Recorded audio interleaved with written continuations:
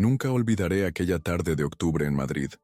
El cielo estaba teñido de naranja y las hojas secas crujían bajo mis zapatos mientras caminaba hacia casa después de un largo día en la oficina.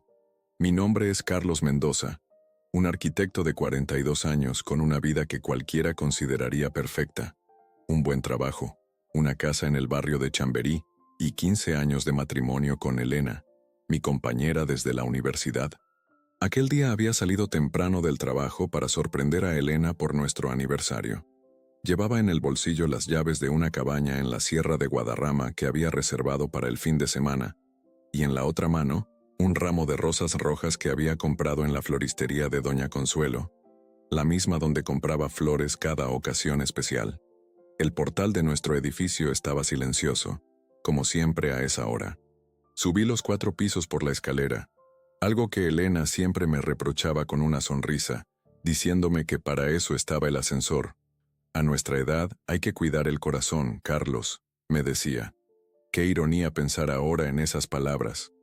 Al llegar al rellano metí la llave en la cerradura con cuidado, imaginando la expresión de sorpresa en su rostro. Pero el sorprendido fui yo. Antes de abrir completamente la puerta, escuché risas. La voz de Elena y otra que me resultaba extrañamente familiar. «No te preocupes, Carlos no volverá hasta la noche», decía ella entre susurros. «Tiene una reunión importante. Siempre llega tarde los jueves». El ramo de rosas tembló en mi mano. Me quedé paralizado con la puerta entreabierta, convertido en un intruso en mi propio hogar. Debía ser algún ruido, porque de repente las voces cesaron. Entonces empujé la puerta por completo.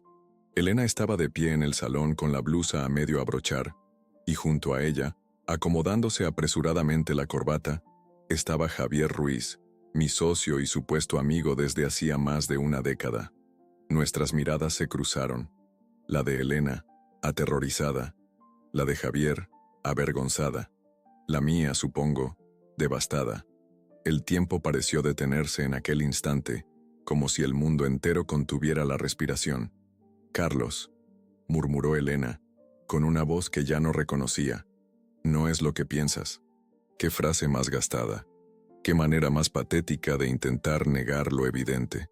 Las rosas resbalaron de mi mano y cayeron al suelo, esparciendo pétalos rojos sobre el parqué que habíamos elegido juntos años atrás, cuando reformamos el piso con tanta ilusión. «Carlos, compañero, esto tiene una explicación», intervino Javier dando un paso hacia mí. Levanté una mano para detenerlo. No necesitaba oír mentiras. La verdad estaba ante mis ojos, tan clara como dolorosa. 15 años de matrimonio reducidos a cenizas en un instante. Lo que siguió fue como estar atrapado en una pesadilla. Recuerdo fragmentos. Elena llorando, Javier balbuceando excusas, yo recogiendo mecánicamente las rosas del suelo. No grité, no rompí nada. El dolor era demasiado intenso para manifestarse en algo tan simple como la ira. «¿Cuánto tiempo?», pregunté con una calma que me sorprendió a mí mismo. Elena bajó la mirada. Sus manos retorcían nerviosamente el borde de su blusa. «3 años», respondió finalmente. 3 años. 1000 días de mentiras. 1000 noches en las que había dormido junto a una extraña. 1000 besos falsos y promesas vacías. «Vete», le dije a Javier sin mirarlo, «y no te molestes en aparecer mañana por el estudio». Él intentó decir algo más, pero al ver mi expresión, recogió su chaqueta y salió del apartamento. El sonido de la puerta al cerrarse resonó como un disparo en el silencio. Elena comenzó a hablar atropelladamente, entre lágrimas. Que había sido un error, que no significaba nada, que me amaba a mí. Palabras que rebotaban en mi cabeza sin encontrar sentido. «Las llaves están sobre la mesa», dije, interrumpiéndola. Era para nuestro aniversario, una cabaña en la sierra. Su llanto se intensificó. Me senté en el sofá sintiendo como el peso de la traición me aplastaba. En aquel momento, mientras observaba a la mujer con la que había compartido mi vida desmoronarse frente a mí, tomé una decisión. No permitiría que esta traición me destruyera. No sería una víctima que se consume en el rencor. Mi venganza no vendría del odio sino de la dignidad. «Necesito estar solo», murmuré. «Vete a casa de tu hermana esta noche. Carlos, por favor, hablemos». Mañana, respondí. Ahora no puedo ni mirarte. Cuando la puerta se cerró tras ella, el apartamento quedó sumido en un silencio opresivo. Caminé hasta nuestra habitación, esa que habíamos compartido durante 15 años, y me senté en la cama matrimonial que ahora parecía demasiado grande y vacía. Sobre la mesita de noche, una fotografía de nuestra boda nos mostraba sonrientes, ajenos al futuro que nos esperaba. La tomé entre mis manos, estudiando nuestros rostros jóvenes y esperanzados. ¿En qué momento todo comenzó a desmoronarse? ¿Qué señales no supe ver? Las preguntas se agolpaban en mi mente mientras la noche caía sobre Madrid, una ciudad que de repente se sentía extraña y hostil. Esa noche no lloré. El dolor era demasiado profundo para las lágrimas. En su lugar, comencé a planear. No sería una venganza nacida del impulso, sino algo calculado, algo que le devolviera a Elena y a Javier exactamente lo que merecían, sin manchas, sin violencia, solo la pura y cristalina verdad expuesta ante todos. El amanecer me encontró con los ojos abiertos. No había dormido en toda la noche. Me había limitado a contemplar el techo mientras las horas pasaban con una lentitud tortuosa. El lado de la cama de Elena permanecía intacto, como un recordatorio constante de su ausencia y su traición. Me levanté mecánicamente y preparé café, un ritual que antes compartíamos y que ahora realizaba en soledad. El apartamento estaba impregnado de ella, su perfume en el aire, sus libros en la estantería, sus tazas favoritas en la alacena. Cada rincón guardaba un recuerdo que ahora se teñía de amargura. El teléfono sonó varias veces. La pantalla mostraba su nombre, pero no contesté. ¿Qué podría decirme que cambiara algo? Las mentiras habían sido demasiadas, demasiado profundas. 3 años de engaño no se explicaban con una conversación. Me duché y me vestí como cualquier otro día, como si fuera a la oficina, aunque había decidido no ir. No podía enfrentarme al estudio de arquitectura que Javier y yo habíamos construido juntos. Ese lugar también estaba contaminado ahora. Mientras bebía mi segunda taza de café, recordé cómo habíamos fundado Mendoza en Ruiz Arquitectos. 10 años de trabajo codo con codo, construyendo una reputación, ganando premios, superando crisis económicas. Todo eso mientras él se acostaba con mi esposa. La bilis subió por mi garganta. Tuve que respirar profundamente varias veces para controlar las náuseas. El timbre sonó cerca del mediodía. Era Miguel, mi hermano menor. Tenía esa expresión preocupada que solo le había visto en momentos críticos, como cuando falleció nuestro padre. Elena me llamó, dijo nada más entrar. Estaba destrozada. ¿Destrozada? Respondí con una sonrisa amarga. Qué curioso. No parecía destrozada durante los 3 años que ha estado engañándome. Miguel me miró con una mezcla de compasión y desconcierto. Se sentó frente a mí en la cocina y guardó silencio unos instantes, como calibrando sus palabras. ¿Quieres hablar de ello? Negué con la cabeza y luego, sorprendiéndome a mí mismo, comencé a relatarle todo. La sorpresa del aniversario, las rosas, el descubrimiento. Las palabras salían atropelladas como si necesitaran escapar de mi cuerpo para no envenenarme. Miguel escuchó sin interrumpir, sus ojos oscuros, tan parecidos a los míos, fijos en mi rostro. ¿Y qué vas a hacer ahora?, preguntó cuando terminé. No lo sé, mentí. Lo cierto era que había pasado toda la noche planeando mi respuesta a esta traición. No sería algo impulsivo ni violento. Sería metódico, calculado, devastador en su precisión. Pero no estaba listo para compartir esos pensamientos, ni siquiera con Miguel. Deberías hablar con un abogado, sugirió. Puedo recomendarte a Santiago Vega. Trabaja en mi bufete. Es discreto y muy bueno en divorcios complicados. Asentí, agradeciendo su preocupación. No le dije que ya había concertado una cita con Santiago para esa misma tarde. Miguel se quedó un rato más, hablando de todo y de nada, tratando de distraerme. Cuando se marchó, me abrazó con fuerza. No hagas ninguna tontería, Carlos, murmuró. Esto pasará. ¿Pasaría realmente? Me pregunté si algún día podría mirar atrás sin sentir este dolor lacerante, esta humillación que me corroía por dentro. En ese momento, Me parecía imposible. A las 4 en punto estaba en el despacho de Santiago Vega. Era un hombre de unos 50 años, con el pelo entrecano y gafas de montura fina. Su oficina, en un edificio señorial del barrio de Salamanca, respiraba eficiencia y discreción. Miguel me ha puesto al tanto de la situación, dijo después de los saludos iniciales. Lamento mucho por lo que estás pasando, Carlos. Le expliqué con detalle lo que necesitaba. Un divorcio rápido pero meticuloso. Quería que todo quedara documentado. La infidelidad, la duración del engaño, la participación de Javier. No por venganza, le aseguré, sino por justicia. En términos legales, la infidelidad ya no tiene el peso que tenía antes en los procedimientos de divorcio, me explicó Santiago. Pero entiendo tu necesidad de que quede constancia. Hay algo más, añadí, y entonces le expliqué lo que realmente quería hacer. Santiago me escuchó con atención, su expresión profesional apenas alterándose ante lo que proponía. Cuando terminé, se quitó las gafas y las limpió lentamente con un pañuelo. Es legal, dijo finalmente. Ético. Bueno, esa es otra cuestión. Pero entiendo por qué quieres hacerlo así. Salí de su despacho con un plan concreto y la primera sensación de control desde el descubrimiento. No era felicidad, ni siquiera alivio, pero era un principio. Esa noche, Elena regresó al apartamento. La escuché entrar con su llave, sus pasos cautelosos en el recibidor. Me encontró sentado en el salón, con una copa de vino tinto que apenas había probado.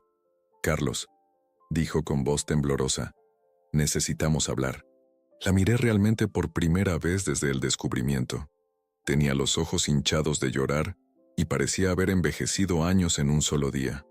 Una parte de mí, pequeña y enterrada bajo capas de dolor, aún sentía algo por ella, pero era como un eco lejano, una voz que se desvanecía en la distancia.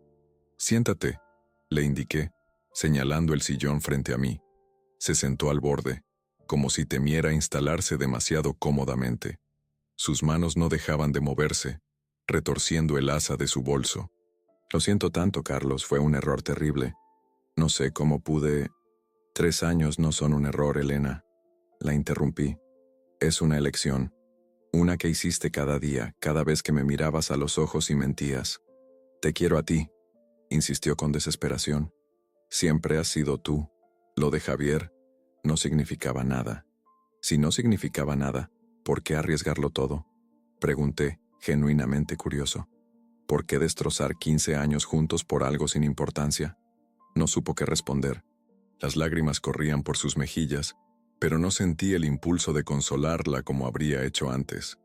Esa noche, cada lágrima suya me parecía insuficiente, comparada con el océano de dolor en el que me había sumergido. He hablado con un abogado. Le informé finalmente. Quiero el divorcio. Su rostro se contrajo en una mueca de dolor, como si mis palabras fueran un golpe físico. Carlos, por favor, podemos intentarlo. Terapia, tiempo, lo que sea necesario. No tires todo por la borda. Yo no tiré nada, Elena. Fuiste tú y Javier. El silencio cayó entre nosotros, denso y opresivo. Afuera, Madrid continuaba con su vida nocturna, ajena a nuestro pequeño drama. Coches que pasaban, conversaciones lejanas, risas ocasionales. La vida seguía para todos menos para mí, que sentía haberme quedado congelado en aquel momento de descubrimiento. ¿Qué pasará con el estudio?, preguntó finalmente, refiriéndose a la empresa que compartía con Javier. Eso también está en manos del abogado. No le conté mis planes. No le dije que ya había iniciado el proceso para disolver la sociedad, que había contactado con todos nuestros clientes importantes, que tenía copias de cada proyecto en el que Javier había intentado apropiarse de mi trabajo. Esa información la reservaba para el momento adecuado. ¿Dónde dormirás esta noche?, pregunté cambiando de tema. Pensé que podría quedarme aquí, respondió titubeante. En la habitación de invitados, por supuesto. Preferiría que no lo hicieras. Sus ojos se llenaron nuevamente de lágrimas, pero asintió. Se levantó lentamente, como si cada movimiento le costara un esfuerzo sobrehumano. Te llamaré mañana, dijo antes de dirigirse a la puerta. No respondí. Cuando se marchó, me quedé en la misma posición durante horas, con la copa de vino intacta entre mis manos, sintiendo cómo la herida se hacía más profunda con cada minuto que pasaba. La mañana siguiente amaneció gris y lluviosa, como si Madrid quisiera acompañarme en mi estado de ánimo. Me preparé para enfrentarme al estudio por primera vez desde el descubrimiento. No podía posponerlo más. Había proyectos pendientes, clientes que atender, una empresa que dirigir. Aunque lo último que deseaba era ver a Javier, sabía que tenía que hacerlo tarde o temprano. El edificio modernista que albergaba nuestro estudio de arquitectura se alzaba imponente bajo la lluvia. Lo habíamos elegido juntos, Javier y yo, fascinados por sus líneas Art Nouveau y su historia. Ahora me parecía un monumento a nuestra amistad rota, un recordatorio más de todo lo que había perdido. Al entrar, Teresa, nuestra secretaria, me miró con una mezcla de sorpresa y alivio. «Carlos, menos mal que has venido», dijo levantándose de su escritorio.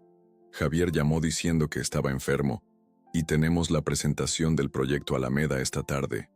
Así que el valiente Javier había optado por esconderse. No me sorprendía, siempre había sido así, evitando las confrontaciones, delegando las tareas difíciles. Durante años lo había atribuido a su carácter conciliador. Ahora veía claramente que era simple cobardía. «No te preocupes, Teresa, me encargaré de la presentación». Pasé la mañana encerrado en mi despacho, revisando los planos del proyecto Alameda, un complejo residencial sostenible que habíamos diseñado para las afueras de la ciudad. Era un buen proyecto, innovador y respetuoso con el entorno. No dejaría que los problemas personales afectaran a nuestro trabajo. A mediodía, cuando salí para comer algo, encontré a Alfonso Vidal, uno de nuestros arquitectos más jóvenes, esperándome con cara de preocupación. «Carlos, hay algo que deberías saber», me dijo en voz baja. Hace unos meses Javier presentó un proyecto a título personal al concurso de la Biblioteca Municipal. Utilizó planos que habíamos desarrollado aquí, en el estudio. Me quedé helado. El concurso de la Biblioteca Municipal era uno de los más prestigiosos del año. Habíamos decidido no participar porque estábamos desbordados de trabajo. O eso me había dicho Javier. «¿Estás seguro?», pregunté, aunque sabía que Alfonso no mentiría sobre algo así. «Completamente». Vi los planos en su ordenador. Son prácticamente idénticos a los que diseñamos para el Centro Cultural de Valladolid, con algunas modificaciones. Le di las gracias por la información y volví a mi despacho, sintiendo cómo la ira crecía en mi interior. No bastaba con robarme a mi esposa. Javier también había intentado apropiarse de mi trabajo. La traición era aún más profunda de lo que había imaginado. Esa tarde, durante la presentación del proyecto Alameda, me mostré profesional y convincente. El cliente quedó satisfecho y firmamos el contrato. Nadie habría adivinado el torbellino de emociones que me consumía por dentro. De vuelta en el estudio, tomé una decisión. Era hora de poner en marcha la primera fase de mi plan. Llamé a Santiago Vega y le pedí que acelerara los trámites para la disolución de la sociedad. Después contacté con un detective privado que me había recomendado, Ramón Salgado, un ex policía con fama de discreto y eficaz. Nos reunimos esa misma noche en un bar tranquilo del barrio de Malasaña. Ramón era un hombre de unos 60 años, con el pelo canoso y una mirada que parecía registrarlo todo. «Necesito pruebas», le expliqué después de contarle la situación. No solo de la infidelidad, sino también del fraude profesional. «¿Sospechas que hay más casos como el de la Biblioteca Municipal?», preguntó mientras tomaba notas en una pequeña libreta. «Estoy casi seguro. Javier siempre ha sido oportunista, y yo he sido demasiado confiado». Ramón asintió comprensivamente. Me explicó sus honorarios y sus métodos. Me aseguró que en 2 semanas tendría toda la información que necesitaba. «Una cosa más», añadí antes de despedirnos. «Quiero saber si hay alguien más involucrado. Si Elena y Javier han compartido información confidencial sobre nuestros proyectos con terceros». «Entendido», respondió Ramón. «Investigaré a fondo». Los días siguientes establecí una rutina estricta. Llegaba temprano al estudio, trabajaba intensamente, evitaba cualquier contacto con Javier que había vuelto a aparecer, aunque nos esquivábamos mutuamente, y por las noches me refugiaba en el apartamento vacío. Elena seguía llamando, enviando mensajes desesperados, pero yo mantenía el contacto al mínimo, solo lo necesario para los trámites del divorcio. Una semana después de contratar a Ramón, recibí una llamada de mi madre. Su voz sonaba preocupada. «Carlos, hijo, ¿estás bien? Elena vino a verme ayer.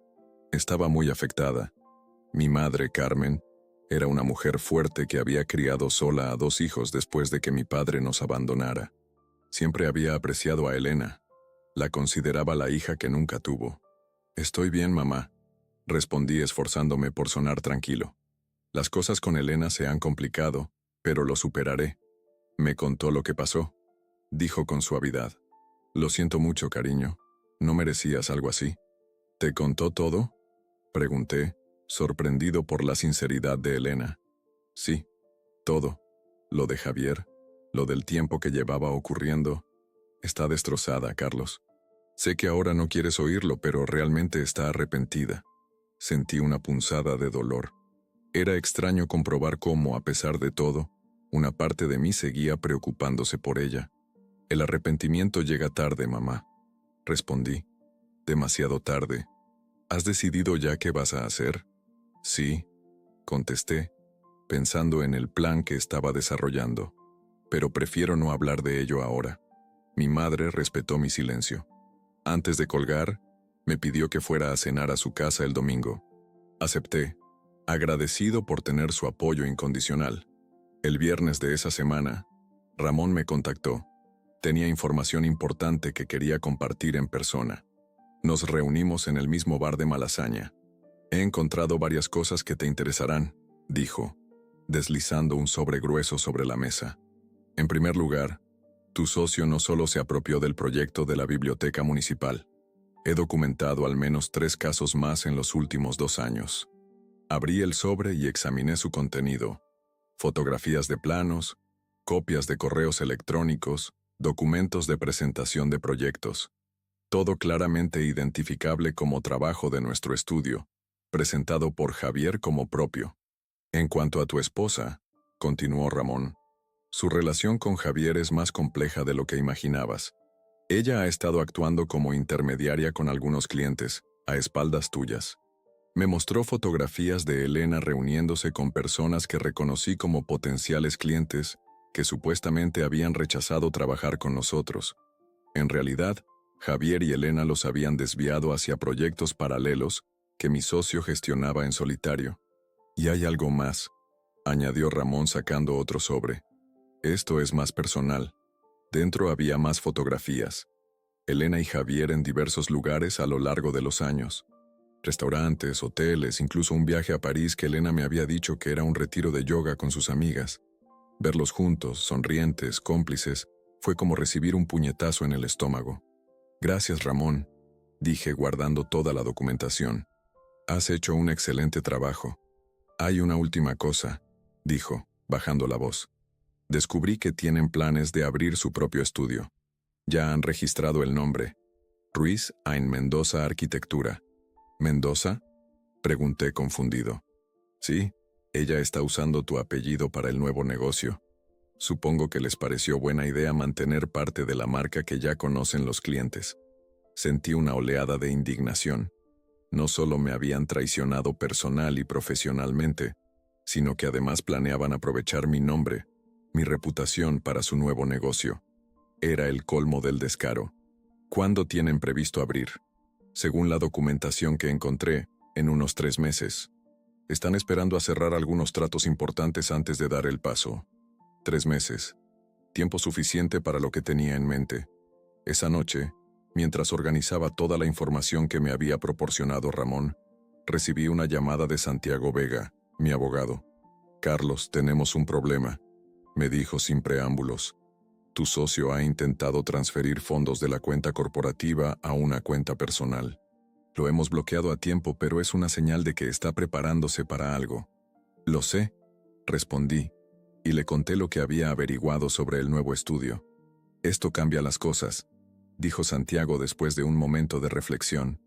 Tenemos que actuar más rápido de lo previsto. Acordamos reunirnos al día siguiente para revisar la estrategia. Cuando colgué, me quedé contemplando las fotografías de Elena y Javier esparcidas sobre la mesa. Su traición ya no me dolía como antes. Ahora sentía una determinación fría, un propósito claro. Mi plan de venganza estaba tomando forma, más elaborado y justificado de lo que había imaginado inicialmente. No sería solo por el engaño personal.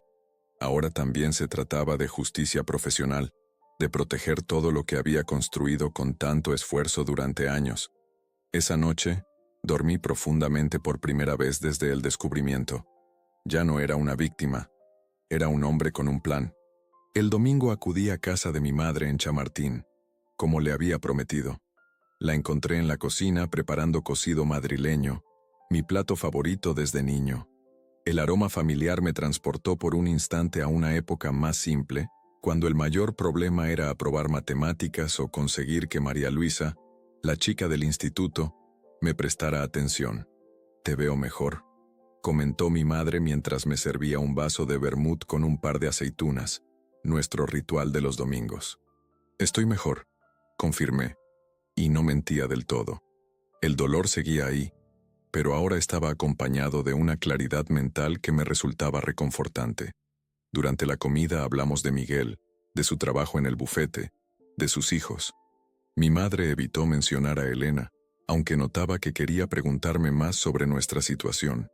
Solo al final, mientras tomábamos café, se animó a abordar el tema. «Carlos, sea lo que sea que estés planeando, recuerda quién eres». La miré, sorprendido por su perspicacia. Carmen Mendoza siempre había tenido una intuición extraordinaria. «¿A qué te refieres, mamá?» «Te conozco, hijo. Tienes esa mirada, la misma que ponías de niño cuando alguien te hacía daño y estabas tramando algo». Hizo una pausa y tomó mi mano. «Solo te pido que no hagas nada que pueda lastimarte más de lo que ya estás. No voy a hacer nada violento, si es lo que te preocupa». Respondí. «No me preocupa eso. Sé que no eres así. Me preocupa que te consumas en el rencor. La venganza es un plato que envenena primero a quien lo cocina». Sus palabras me acompañaron durante el trayecto de vuelta a casa. ¿Estaba consumiéndome en el rencor? Quizás. Pero lo que planeaba no era solo venganza, era justicia, era recuperar el control sobre mi vida y mi trabajo. El lunes por la mañana me reuní con Santiago en su despacho. Sobre su escritorio de caoba, desplegamos todos los documentos que había recopilado, las pruebas del detective, los registros financieros del estudio, los proyectos que Javier había presentado a título personal. «Con esto tenemos más que suficiente para una demanda por apropiación indebida y competencia desleal», confirmó Santiago después de revisar todo. «Podríamos conseguir una indemnización considerable y, desde luego, bloquear cualquier intento de abrir un nuevo estudio utilizando tu apellido». «No quiero demandarlos, al menos no todavía», respondí, sorprendiéndole. «Tengo otra idea». Le expliqué mi plan con detalle. Al principio me miró con escepticismo, pero a medida que desarrollaba la estrategia, su expresión fue cambiando a una de admiración contenida. «Es arriesgado», comentó cuando terminé. «Si algo sale mal, podrías perderlo todo». «Ya lo he perdido todo», repliqué. «Esto no es solo por venganza, Santiago. Es por justicia, por recuperar lo que es mío por derecho». «Entiendo», asintió lentamente. «Si estás seguro, te ayudaré a prepararlo todo legalmente. Pero necesitarás más apoyo. Ya he pensado en eso». Esa misma tarde convoqué una reunión con los 3 arquitectos principales del estudio. Alfonso, el joven que me había advertido sobre el proyecto de la biblioteca. Lucía, la veterana del equipo que había estado con nosotros desde el principio. Y Martín, brillante en diseño estructural. Los 3 habían demostrado su lealtad y profesionalidad a lo largo de los años.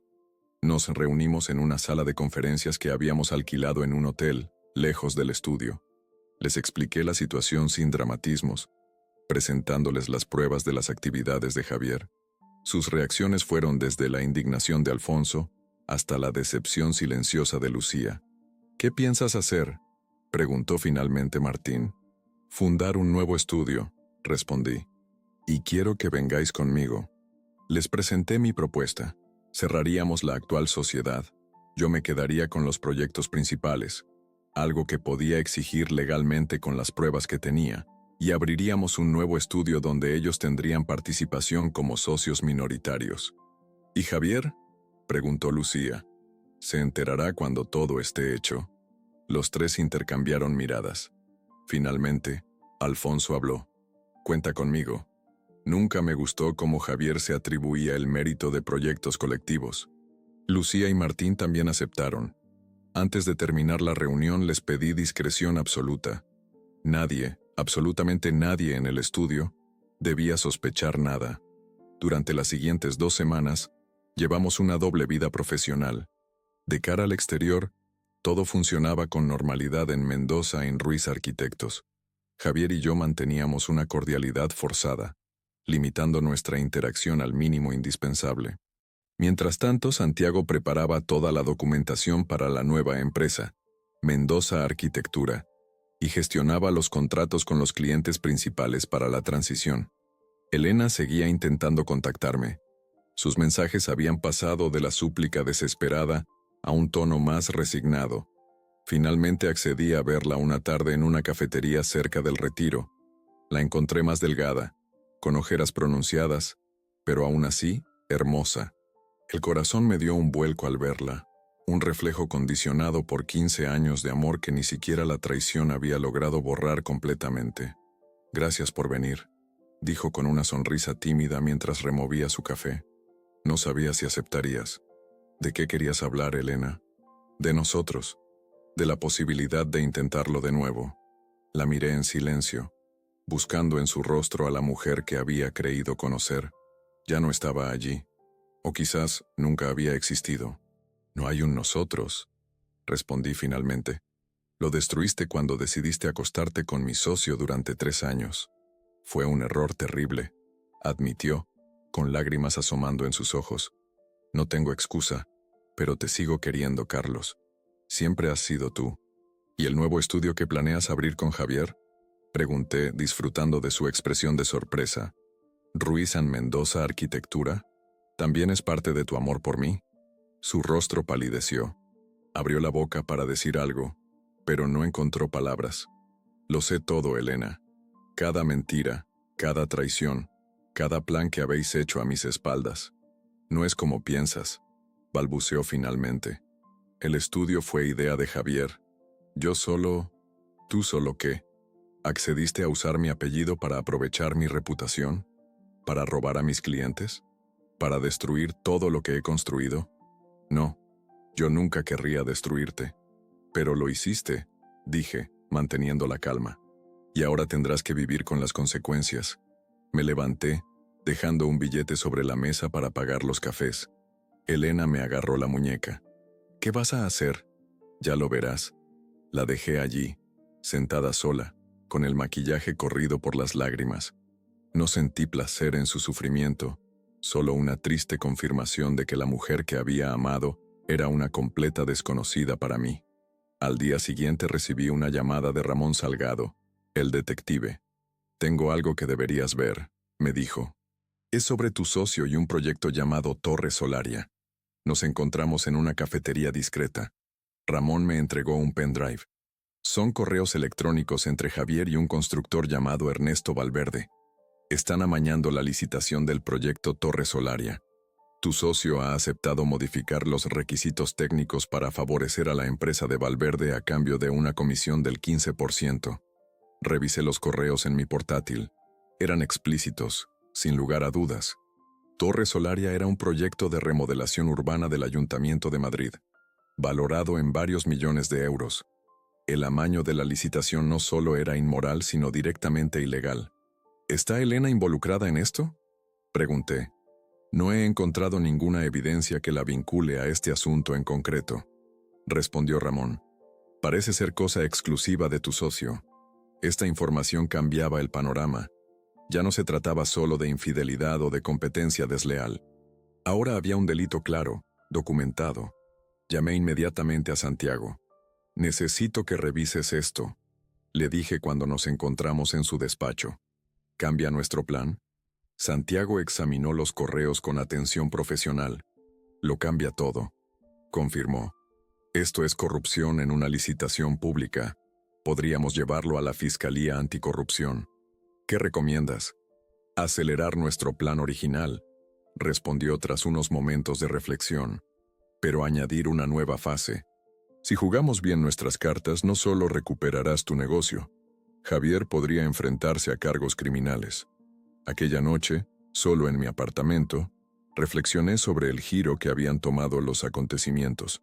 Lo que había comenzado como un plan para recuperar mi dignidad y mi trabajo, se había convertido en algo mucho más grande. Tenía en mis manos el poder de destruir completamente a Javier. ¿Era eso lo que realmente quería? Recordé las palabras de mi madre. La venganza es un plato que envenena primero a quien lo cocina. Pero esto ya no era venganza, era justicia. No solo por mí, sino por todos los profesionales honestos que perdían oportunidades por prácticas corruptas como las de Javier.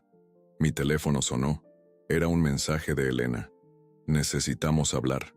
Es urgente. Javier está planeando algo y creo que deberías saberlo. Lo ignoré. Ya era demasiado tarde para advertencias. El plan estaba en marcha, y nada lo detendría. La semana siguiente fue un torbellino de actividad.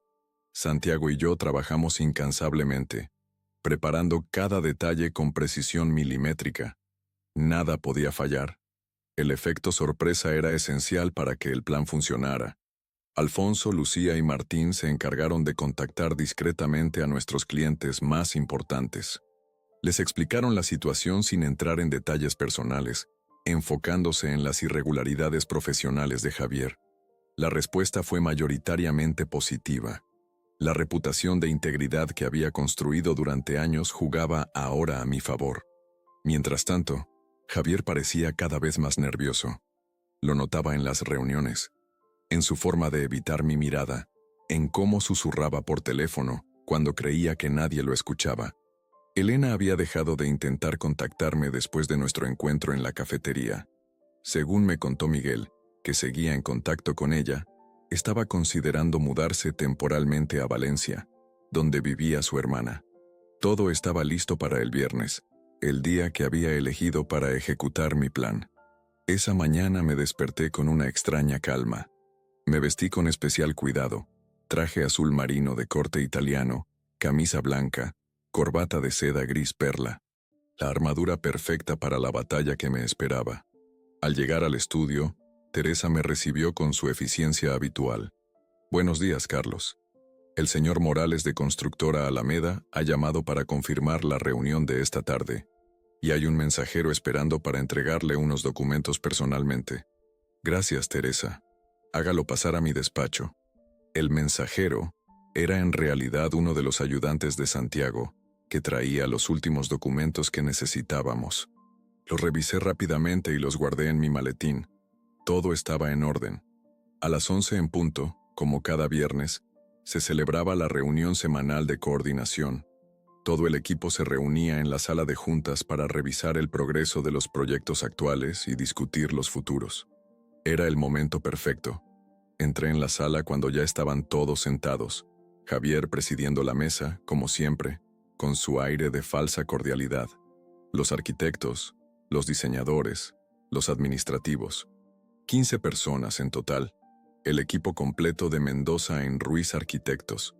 Buenos días a todos, saludé, colocándome junto a Javier en vez de en mi sitio habitual al otro extremo de la mesa. Javier me miró con sorpresa y algo de recelo. Llevábamos semanas evitándonos, limitando nuestra interacción al mínimo indispensable. Antes de comenzar con el orden del día, continué. Tengo un anuncio importante que hacer. Saqué de mi maletín una carpeta y la coloqué sobre la mesa. Javier la miró como si fuera una serpiente a punto de atacar. Como sabéis, Javier y yo fundamos este estudio hace 10 años. Han sido años de trabajo duro, de éxitos compartidos y, creía yo, de amistad y confianza mutua. Mi voz sonaba tranquila, profesional, pero noté cómo Javier se tensaba a mi lado. Sus nudillos se pusieron blancos al apretar el bolígrafo que sostenía. Sin embargo, recientemente he descubierto irregularidades que me obligan a tomar medidas drásticas. Abrí la carpeta y extraje varias copias de documentos. Los correos sobre la licitación amañada de Torre Solaria, los registros de los proyectos que Javier había presentado a título personal, las transferencias sospechosas de fondos corporativos. Esto es solo una muestra, dije mientras pasaba las copias alrededor de la mesa. Hay mucho más. Javier ha estado utilizando recursos del estudio para proyectos personales. Ha intentado apropiarse de nuestro trabajo colectivo y, lo más grave, ha participado en prácticas corruptas que podrían constituir delito. El silencio en la sala era absoluto. Todos miraban los documentos con asombro, pasándolos de mano en mano. Javier se había puesto pálido. ¿Qué significa esto, Carlos?, preguntó finalmente, intentando mantener la compostura. ¿Es algún tipo de broma? No es ninguna broma, Javier. Es la verdad, tu verdad. Esto es difamación, dijo elevando la voz. No voy a permitir que manches mi nombre con acusaciones infundadas. ¿Infundadas?, repliqué con calma. Cada documento está verificado. Cada correo electrónico, cada transferencia, cada proyecto, todo es real. Y hay más, mucho más. Me dirigí entonces al resto del equipo. He iniciado los trámites para disolver la sociedad Mendoza in Ruiz Arquitectos. A partir de hoy dejo de formar parte de esta empresa. Se escucharon murmullos sorprendidos. Javier se levantó de un salto. No puedes hacer eso sin mi consentimiento. Somos socios al 50%. Puedo, y lo he hecho, respondí. Santiago Vega, mi abogado, ha presentado esta mañana la documentación necesaria. Con las pruebas de tus actividades ilícitas, el juez no tendrá problemas en conceder la disolución. Saqué otro documento de mi maletín. La notificación oficial de la apertura de Mendoza Arquitectura. Abro un nuevo estudio. Alfonso, Lucía y Martín se vienen conmigo como socios. Y tengo el compromiso de la mayoría de nuestros clientes actuales de que nos seguirán a la nueva empresa. El rostro de Javier se contrajo en una mueca de furia y pánico. Era la expresión de un hombre que ve como todo su mundo se derrumba ante sus ojos. No puedes quitarme mis clientes, balbuceó. Es competencia desleal. ¿Competencia desleal?, repetí con una sonrisa amarga. Qué ironía que uses esas palabras precisamente tú. No, Javier, no es competencia desleal. Los clientes han elegido libremente después de ser informados de tus prácticas. Me dirigí de nuevo al equipo. Aquellos que quieran unirse a Mendoza Arquitectura serán bienvenidos. Tenemos ya unas oficinas en la calle Velázquez. Podéis hablar con Alfonso, Lucía o Martín para más detalles. Volví a mirar a Javier, que parecía haberse quedado sin palabras. Y hay una cosa más, añadí sacando el último documento de mi maletín. Esta mañana, mi abogado ha presentado toda la documentación sobre Torre Solaria a la Fiscalía Anticorrupción. Espero que tengas un buen abogado, Javier. Lo vas a necesitar. Me di la vuelta para marcharme, pero la voz de Javier me detuvo. «Esto es por Elena», gritó desesperado. «Estás haciendo todo esto por una mujer». Me giré lentamente. La sala entera contenía la respiración. «No, Javier, esto no es por Elena. Es por mí, por mi dignidad, por mi trabajo, por todo lo que intentaste robarme. Te arrepentirás», amenazó. «Acabaré contigo, lo juro». «Ya has acabado contigo mismo», respondí con calma. «Yo solo he mostrado la verdad». Salí de la sala dejando tras de mí un caos de voces y exclamaciones. Teresa me esperaba en el pasillo, con expresión preocupada. «¿Está bien, señor Mendoza?», preguntó. «Mejor que nunca, Teresa». «¿Quiere venir a ver las nuevas oficinas?». Sonrió y asintió. Era una buena profesional. Sabía reconocer cuando un barco se hundía. Mientras salíamos del edificio, recibí una llamada de Santiago. «Todo presentado», me confirmó. «La Fiscalía ha abierto diligencias sobre Torre Solaria. Y el registro mercantil ya tiene constancia de la nueva sociedad.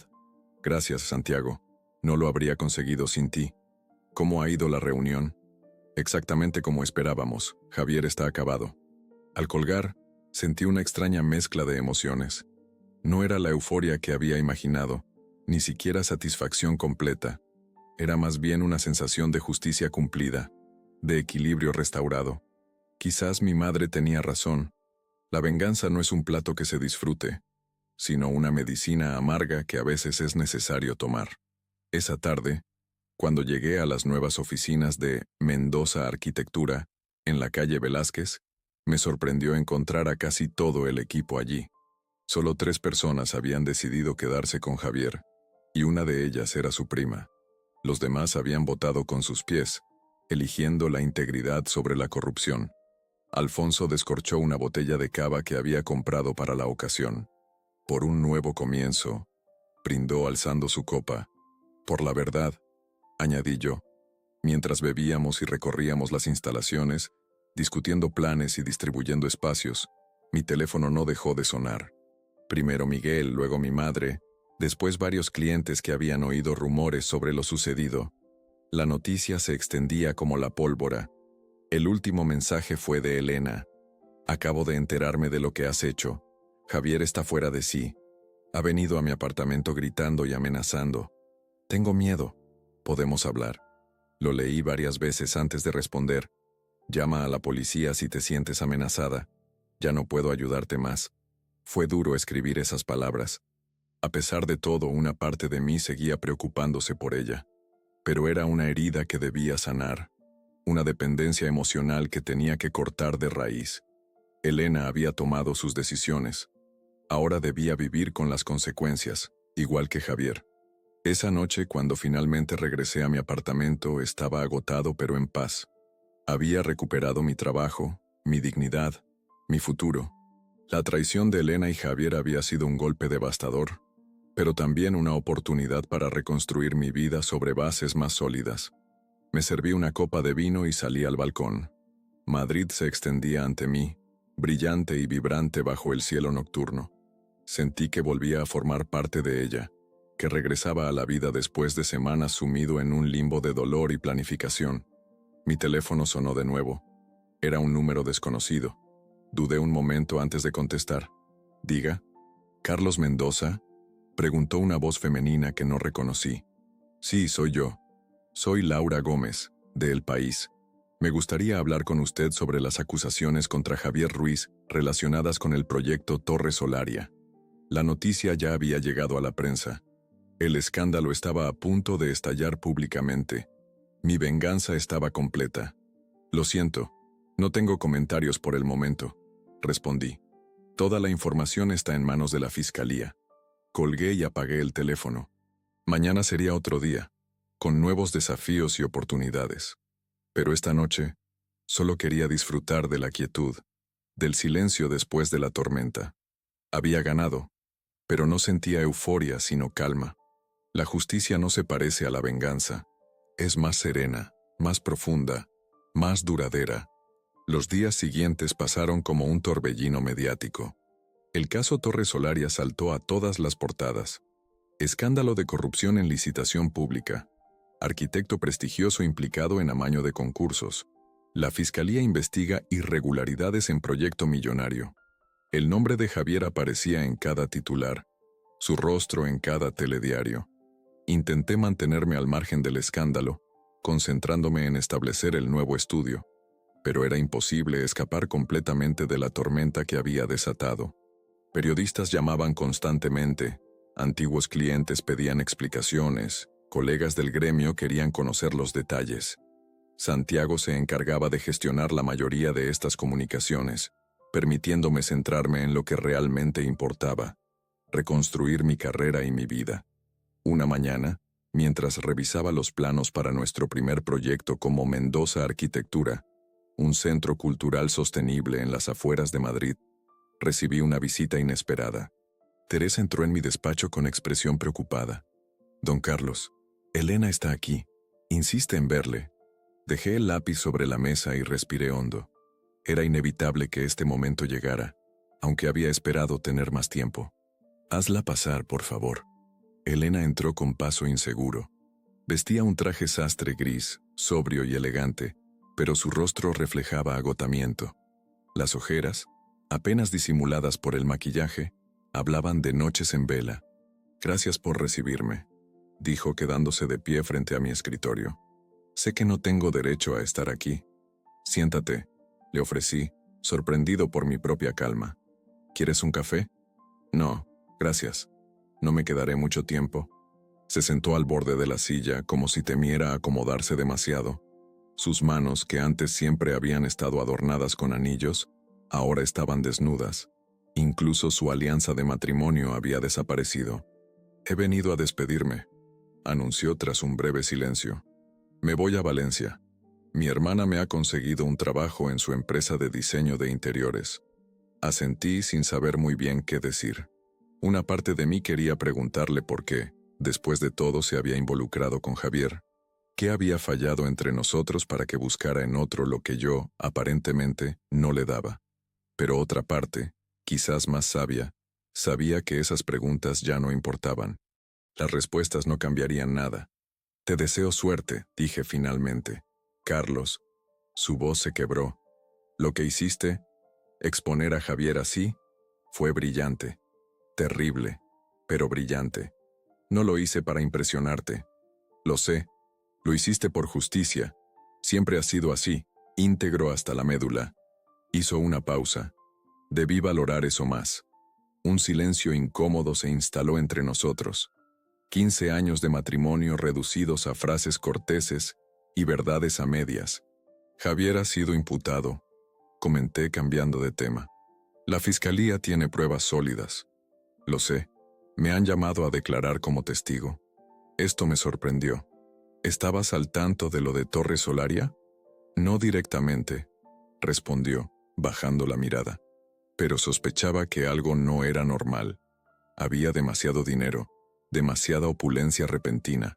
Los viajes, los regalos. Se detuvo. Debí preguntarme de dónde venía todo eso. ¿Y el nuevo estudio que planeabais abrir? ¿Ruizan Mendoza Arquitectura? Su rostro enrojeció de vergüenza. Fue idea suya. Me convenció diciendo que era lo mejor para todos, que tú estabas estancado profesionalmente, que necesitábamos un cambio. Sacudió la cabeza. Me dejé manipular como una idiota. No respondí. No había nada que pudiera decir que no sonara a reproche o, peor aún, a autocompasión. Los abogados me han aconsejado que me declare inocente de cualquier conocimiento sobre sus actividades ilegales. Continuó. Que me presente como otra víctima de sus manipulaciones. ¿Y no lo eras? Pregunté, genuinamente curioso. En parte sí, en parte no. No sabía de la corrupción, pero sí de lo demás, de cómo se aprovechaba de tu trabajo, de cómo planeaba dejarte fuera cuando el momento fuera propicio. Sus ojos se llenaron de lágrimas. Y lo permití. Peor aún, lo apoyé. De nuevo el silencio, más denso ahora. Fuera de mi despacho se escuchaba el bullicio normal de un estudio de arquitectura. Teléfonos, conversaciones, el zumbido de las impresoras. La vida seguía. ¿Puedo preguntarte una cosa? Dije finalmente. Lo que quieras. ¿Por qué él? ¿Qué viste en Javier que no encontrabas en mí? Elena pareció sorprendida por la pregunta. Quizás esperaba recriminaciones, no curiosidad genuina. No fue por ti, respondió tras un momento de reflexión. Nunca fue por algo que te faltara. Fue por mí, por mi inseguridad, mi necesidad de validación constante. Hizo una pausa. Javier me hacía sentir especial, deseada, indispensable. Era experto en eso, en detectar tus debilidades y usarlas a su favor. Conmigo lo hizo durante años, admití. Aprovechó mi confianza, mi lealtad. Conmigo fue mi vanidad, mi miedo a envejecer, a volverme invisible. Una lágrima resbaló por su mejilla. Lo nuestro nunca fue amor, Carlos. Fue manipulación por su parte y debilidad por la mía. Me levanté y me acerqué a la ventana. Desde allí se veía un fragmento de la Gran Vía, bulliciosa y llena de vida. Pensé en cómo había cambiado mi perspectiva en tan pocas semanas. El dolor seguía ahí, pero ya no era esa puñalada aguda que me dejaba sin respiración. Se había transformado en algo más llevadero, casi en una lección aprendida. ¿Sabes qué es lo más irónico? Dije, volviéndome hacia ella. Que después de todo lo ocurrido, siento cierta gratitud. ¿Gratitud? Repitió desconcertada. Esta traición me ha obligado a enfrentarme a verdades que llevaba años ignorando. Sobre mí mismo, sobre mi trabajo, sobre mis relaciones. Volví a sentarme frente a ella. He descubierto una fortaleza que no sabía que tenía. Elena asintió, comprendiendo. Siempre fuiste más fuerte de lo que creías. Yo lo sabía. Y sin embargo, elegiste a alguien más débil pero más seductor. Elegí mal, admitió simplemente. Y lo pagaré el resto de mi vida. Se levantó indicando que la conversación llegaba a su fin. Yo también me puse de pie. Te he firmado los papeles del divorcio, dijo, sacando un sobre de su bolso. Mi abogado ya tiene copia. No quiero nada, Carlos. Ni la casa, ni compensación económica, nada. Solo quiero empezar de nuevo. Lejos de todo esto. Tomé el sobre, sorprendido por su gesto. Había esperado una batalla legal, negociaciones tensas, quizás incluso más dolor. Gracias, respondí. Te deseo lo mejor en Valencia. Se acercó y, tras un momento de duda, me besó en la mejilla. Su perfume tan familiar durante años, ahora me resultaba extraño, como perteneciente a otra vida. Adiós, Carlos. Espero que algún día puedas perdonarme. Ya lo he hecho, respondí, sorprendiéndome a mí mismo con la verdad de esas palabras. El perdón no es para ti, es para mí, para poder seguir adelante. Cuando la puerta se cerró tras ella, me quedé unos minutos inmóvil, procesando lo ocurrido. Era un final, pero también un comienzo. El cierre de un capítulo doloroso y la apertura de uno nuevo, aún por escribir. Esa tarde, después del trabajo, pasé por el juzgado para presentar los papeles del divorcio. Mientras esperaba mi turno, mi teléfono sonó. Era Miguel. ¿Has visto las noticias?, preguntó sin preámbulos. He estado ocupado. ¿Qué ocurre? Javier ha sido detenido esta mañana. No solo por lo de Torre Solaria. Han encontrado irregularidades en al menos 5 proyectos más. Parece que era un corrupto en serie.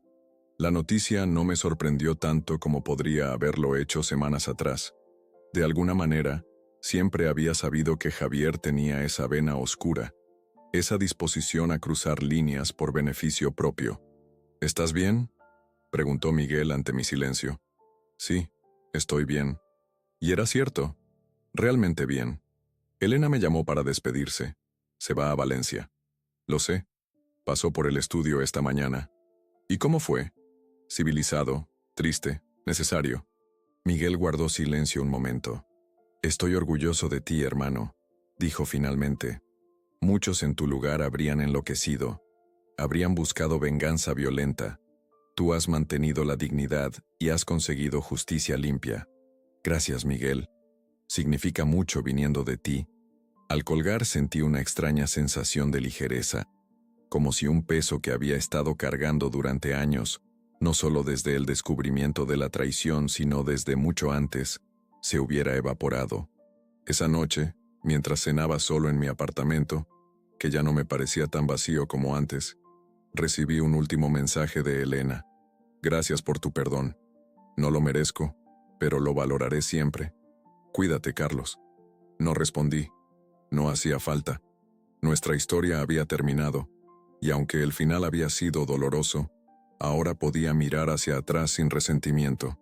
La traición me había herido profundamente, pero también me había liberado. De un matrimonio que ya no era honesto, de una amistad que era manipulación, de una vida construida sobre mentiras. Me serví una copa de vino y brindé en silencio, por las segundas oportunidades, por la verdad, por dolorosa que fuera, por la dignidad recuperada, y sobre todo por la libertad de empezar de nuevo, más sabio, más fuerte, más auténtico. La venganza perfecta no había sido destruir a quienes me habían traicionado, había sido reconstruirme a mí mismo, mejor que antes.